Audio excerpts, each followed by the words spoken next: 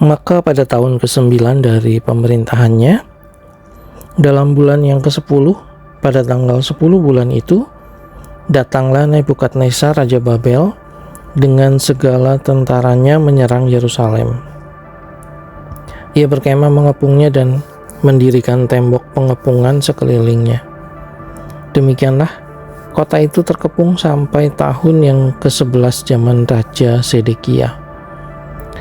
Pada tanggal 9 bulan yang keempat, ketika kelaparan sudah merajalela di kota itu dan tidak ada lagi makanan pada rakyat negeri itu, maka dibelah oranglah tembok kota itu, dan semua tentara melarikan diri malam-malam melalui pintu gerbang antara kedua tembok yang ada di dekat taman raja.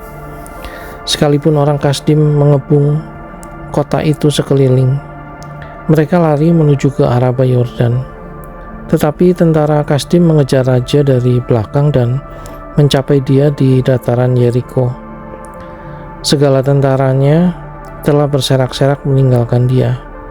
Mereka menangkap raja dan membawa dia kepada Raja Babel di Ribla yang menjatuhkan hukuman atas dia. Orang menyembelih anak-anak Sedekia di depan matanya. Kemudian dibutakannya lah mata Sedekia, lalu dia dibelenggu dengan rantai tembaga dan dibawa ke Babel. Dalam bulan yang kelima pada tanggal 7 bulan itu, itulah tahun ke-19 zaman Raja Nebukadnezar. Raja Babel, datanglah Nebuzaradan, kepala pasukan pengawal pegawai Raja Babel, ke Yerusalem. Ia membakar rumah Tuhan, rumah raja, dan semua rumah di Yerusalem. Semua rumah orang-orang besar dibakarnya dengan api. Tembok sekeliling kota Yerusalem dirobohkan oleh semua tentara Kasdim yang ada bersama-sama dengan kepala pasukan pengawal itu. Sisa-sisa rakyat yang masih tinggal di kota itu dan para pembelot yang menyeberang ke pihak Raja Babel dan sisa-sisa kalayak ramai diangkut ke dalam pembuangan oleh Nebuzaradan, kepala pasukan pengawal itu. Hanya beberapa orang miskin dari negeri itu ditinggalkan oleh kepala pasukan pengawal itu untuk menjadi tukang-tukang kebun anggur dan peladang-peladang. Juga tiang-tiang tembaga yang ada di rumah Tuhan dan kereta penopang dan laut tembaga yang ada di rumah Tuhan dipecahkan oleh orang Kasdim, dan tembaganya diangkut mereka ke Babel. Kuali-kuali, penyodok-penyodok, pisau-pisau, dan cawan-cawan, dan segala perkakas tembaga yang dipakai untuk menyelenggarakan kebaktian diambil mereka.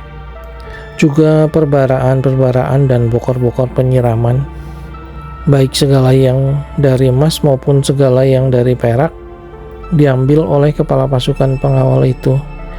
Adapun kedua tiang laut yang satu itu, kereta penopang yang dibuat oleh Salomo untuk rumah Tuhan, tiada tertimbang tembaga segala perkakas ini.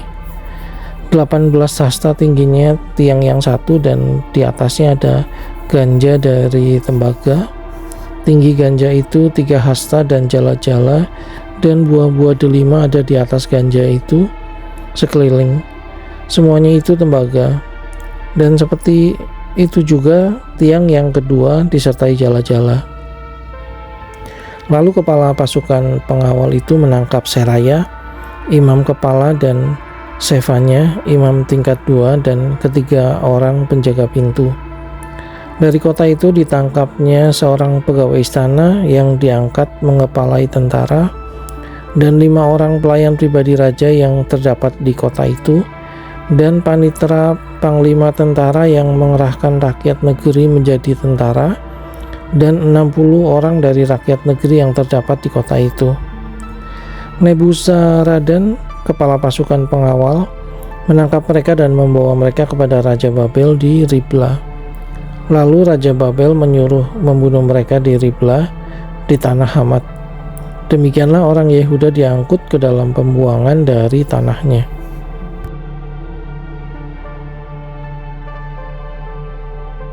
tentang rakyat yang masih tinggal di tanah Yehuda yang ditinggalkan oleh Nebukadnezar, Raja Babel. Diangkatnyalah atas mereka Gedalia bin Ahikam bin Safan.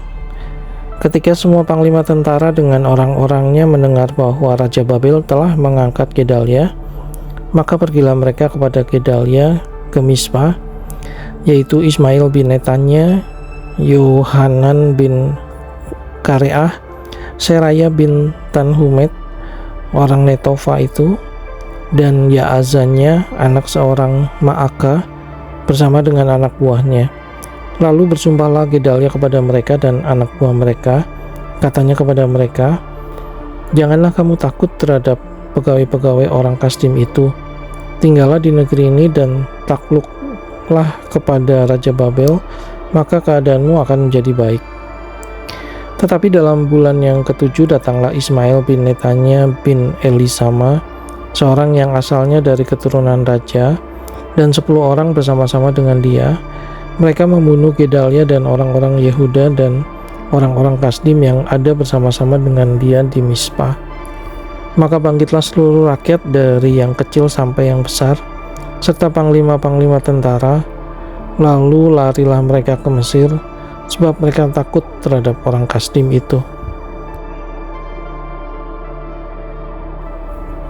Kemudian dalam tahun ke-37 sesudah Yoyakin Raja Yehuda dibuang, dalam bulan yang ke-12 pada tanggal 27 bulan itu, maka Ewil Merodak Raja Babel, dalam tahun ia menjadi raja, menunjukkan belas kasihannya kepada Yoyakin Raja Yehuda dengan melepaskannya dari penjara.